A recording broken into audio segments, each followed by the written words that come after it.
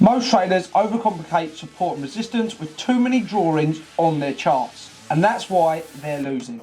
In this video, I'm going to show you how to draw clean, clear and high probability key support and resistance zones on your charts. So if you feel like you're guessing every time you place a trade, you're on the right video. So I think the biggest thing when traders don't use support and resistance to its full potential is just because they've got so much going on their charts. They've got 50 lines all in top of each other, marking every single support and resistance zone they can find on any time frame. They've got everything else all mixed in, and it then just gives confusion to you as a trader when you come back to your charts. So the simplest thing is to have a nice, clean, clear charts and just mark out a few key zones that are near where price is. Because if you don't, you have no clarity on what you're looking at and what trades you're going to be placing next. The second thing I think most people do is they then plot support and resistance zones on all time frames. And for me, I don't want to do that at all. I only will place support and resistance on the weekly or the daily time frame for me as a day trader. If you're a scalp trader, you may want to drop it down to the 4-hour time frame, but the higher the time frame, the stronger the support and resistance levels will be. So support and resistance zones gets misunderstood by traders because they just overcomplicate it. Trading's meant to be simple, and support and resistance is meant to be even simpler to help you be a profitable trader. So let's now get onto the charts, and I'm going to show you how to plot support and resistance simply. First of all, pick yourself a currency pair. We have gone Euro NZD, and I've got rid of all my drawings on here. I've done analysis on this morning, so now we've got rid of all of them, and we've just got EMAs which are on there, which is the daily 50, or the 50 EMA, sorry, and the green 15 EMA, and we're going to work it out. So I will always recommend to start on the higher time frames. That's number one, key number one. Sam, I'll put it up in the chart here. Cameraman Sam will, is number one is higher time frame. So let's go straight up to the weekly time frame on the charts here. We can get rid of the watch list because you now know what currency pair I'm on. And we're going to try and bring as much data as we can on these zones themselves. So much as we can see on the weekly time frame or daily time frame, depending on what sort of trader you are. And this is just going to bring it more strength to our support and resistance zones. If we mark them on a 1-hour time frame, they're not going to be that strong because the candlesticks are just on a lower time frame. So if we've got multiple rejections on a weekly time frame, we can clearly see that that's a stronger zone than if we have multiple rejections on a 1-hour time frame. So now we've gone into the higher time frames, we now need to look for multiple rejections. And this is the biggest thing with support and resistance, is marking out multiple rejections on the weekly or the daily time frame where current price is. So we don't want, there's no point marking. So let's say, so I'll show you what I mark all my support and resistance on. So if we come out on the second line down in trading view, come down to the second line, and we're going to go all the way down to horizontal line. I've now edited this over my 8.5 years of trading to a solid grey line, but there is no point in marking a zone all the way down the bottom here if price is currently right up the top. So we there, if we get the measurer now, you'll clearly see that there is near enough 4,000 pips away from where current price is. So that support and resistance zone is just going to clog up our charts and just give us extra things to look at for no reason. So let's keep it simple. Get rid of both of them, and we now need to look at key multiple rejection zones where current price is. So we'll show you that now. We're going to drop straight in. I'm going to have a look. So where current price is now, we got double rejection here. We also have a rejection coming through here. We do have this taller rejection over this side, which was back in 2020. And then we come all the way back over to 2011. We got some more rejections. And then again, coming all the way through 2007, 2005, 2004. We want to look left all the time. Just keep looking left. So we're going to plot that. That's going to be my first support zone. So support and resistance is, support is below because it's supporting current price, and resistance is above because it is a resisting price. Price is trying to break through it. With support, price is trying to break below. That's the simplest way to explain it. And support can become resistance, and resistance can become support. So they can both change depending where price is and where it's moved to. So we're going to mark this out now, and we're going to put this right the way through there. So that is our first support zone on the weekly time frame. But I'll show you what I was just talking about there. So if we zoom right in a little bit tighter, and price now comes from where it is, it pushes down, creates a new lower low, and then pulls back. As soon as it creates a new lower low and drops below where or closes, where price closes on the weekly time frame or the daily time frame, if it closes below our support zone, it now becomes resistance. So price has pushed from here all the way down to this zone. So that zone there has gone from support on the weekly time frame to resistance on the weekly time frame because price is now below it. Again, that's the same vice versa. If price broke below and then come back up above, it's now gone from resistance back to support. So it's good to understand that they can both switch depending where price is. So let's get back to it. We was on there. We're now coming out marking more support and resistance. So we need to be where price is. Otherwise, they're not going to do us any benefit apart from clogging up our charts. So what we're looking for, let's go again. We're going to same thing again. I'll mark them all in the same. So we can have a look, see if there's a key zone where that high was created. So we have that new high created there. We can come through over here. This is 2009. We can see that we've got a rejection here. We both have rejections there and also over top. So I'm going to put one right there on top, and I'll show you that now why we've got rejections there. Well, rejection still can be classed as price closing above it, but did it then reverse again? Yes, that was a rejection then. That just was on a higher time frame rejection. So this is, we're looking on a weekly time frames. All of these are weekly candles. So if you went down to the 4-hour time frame, you would see that that's a clear rejection. So coming along, you can clearly see here, that was a lovely rejection there. Also a rejection there. Price come up and rejected it here first of all, but did push through. Still a rejection. Over this side, price actually created a head and shoulders pattern on the weekly time frame before pushing all the way down. And again, over this side, you can see the rejection. So we're just stacking like at least, I would have said at least, if I'm looking at support and resistance, I want at least 4 rejections for it to become support or resistance zone. Yeah, if it's only got 2 rejections, I'm not after it. It's not a strong enough zone to be support or resistance. So let's go again. We've got 2 marked out. I like normally have 3 to 4 if we're going to do it. So we can see where we're at. Let's see if we can get price here. We are on a weekly time frame, so that's a big movement. So let's see if we can get one in between. So we've got our 2 outside ones. Let's see if we can get one, a midways one put in, which could be support or resistance.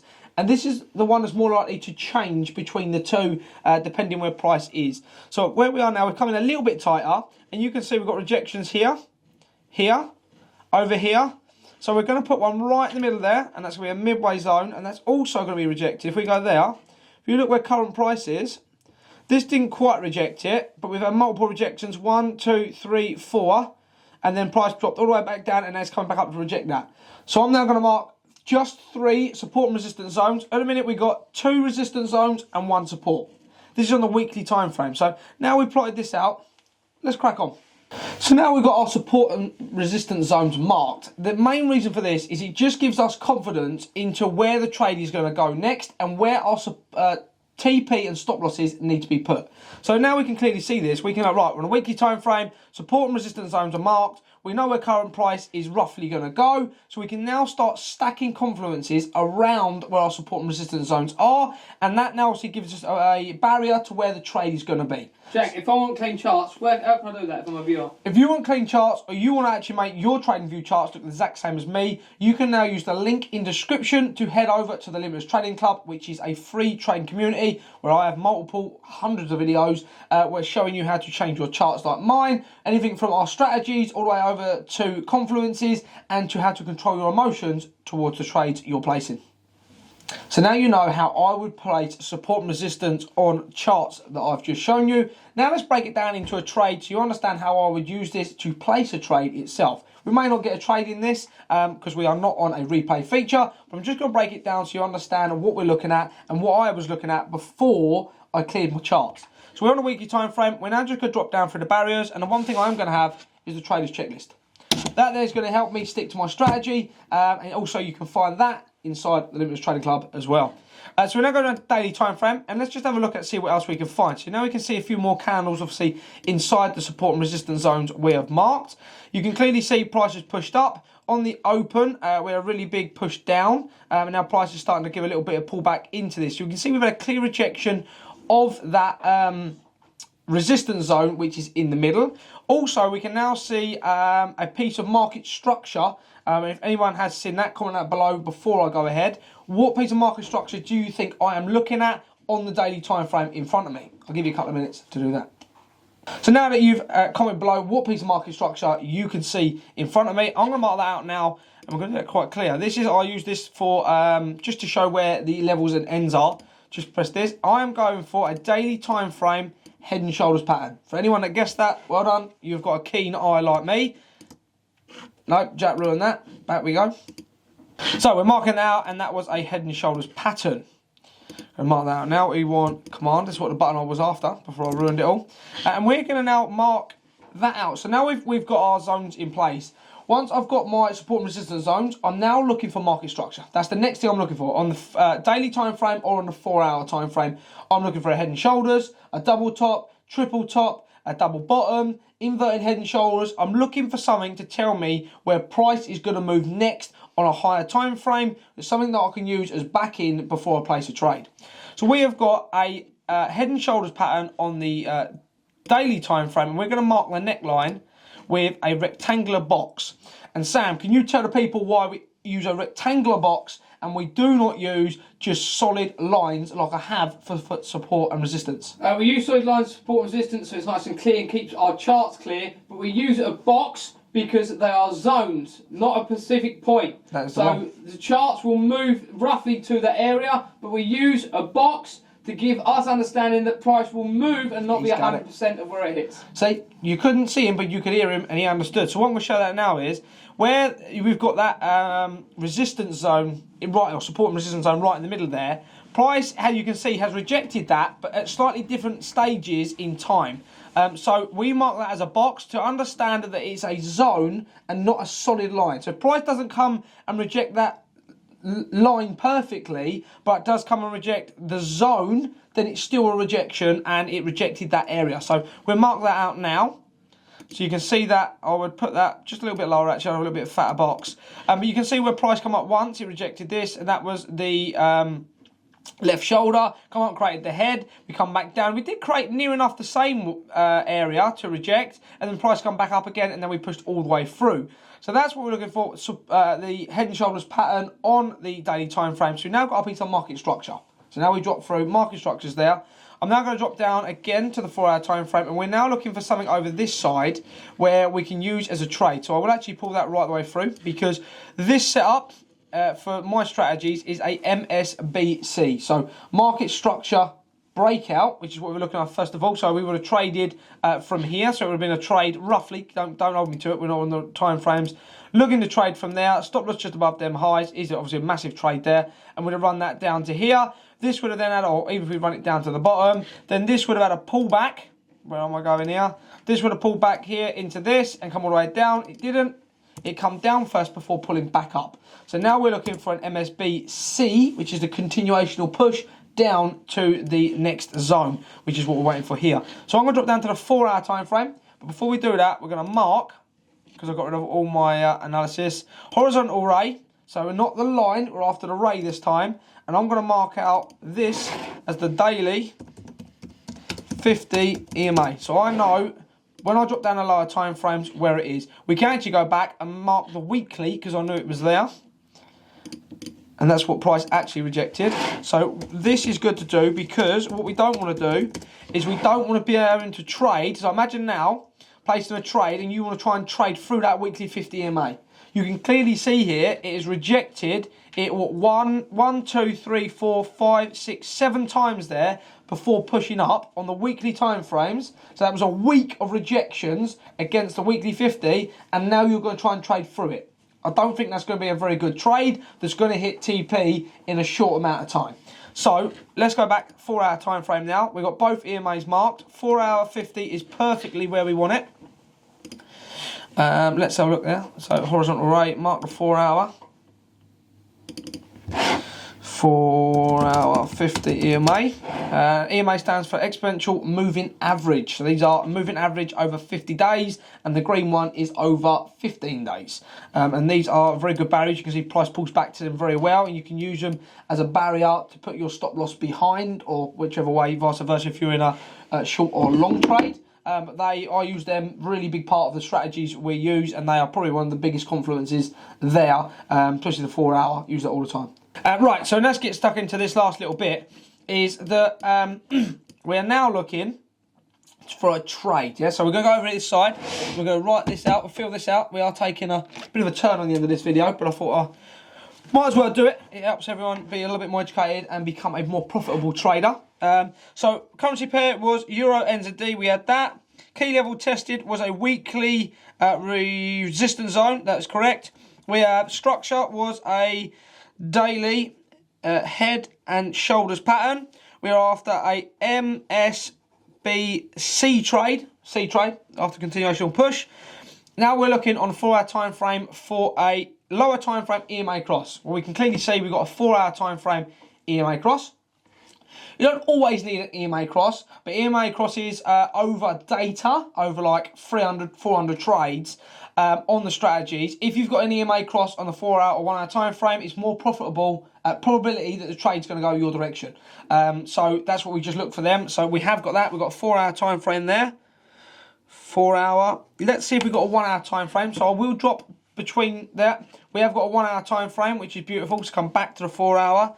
So we've got a 4-hour and a 1-hour time frame EMA cross. We are then after EMA retest or structure retest. So we can clearly see here, we have got structure retest. We've come back to retest the neckline. So price pushed all the way up, pulled all the way back and tested the neckline itself. We're going to use the smaller trade, so I'll show you that now. If it was a slightly smaller trade setup, this is a daily time frame, obviously piece of market structure, you would pull from the top of here all the way down. So that there is over 786, so you wouldn't take the trade. But we're now looking on the smaller time frame over here. So we're not going to take this bigger pullback, because obviously that is still a pullback here. This is a pullback. We're going to use this smaller pullback in here as a trade entry, just because it allows us to get a better stop loss TP. So what we would do, we are after EMA retest, we pull back into the 4-hour 50. You can see that it pushed down and pulled back into test the 4-hour 50. So we do have 4-hour. So we pull back to the 4-hour EMA as a barrier.